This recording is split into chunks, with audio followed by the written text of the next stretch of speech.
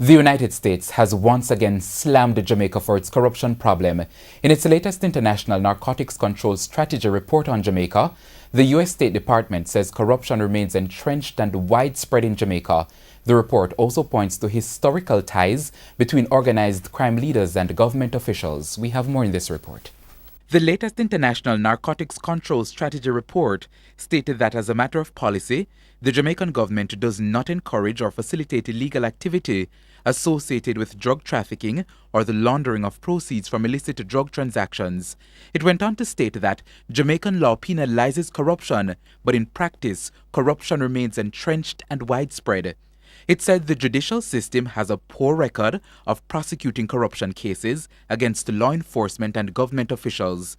It pointed out that the last time a member of parliament or similarly high-ranking official was tried or convicted on corruption charges was in 1990, when a former Minister of Labour was convicted for diverting money from a farm work program for personal gain. The report published by the U.S. State Department also said corruption at Jamaica's airports and seaports allegedly facilitates the movement of drug shipments across borders, and organized crime leaders have historically had ties to government officials, creating a permissive environment for drug trafficking. The U.S. State Department welcomed the government's decision to table legislation to make the major organized crime and anti-corruption agency MOCA fully independent from the police force to investigate organized crime and official corruption.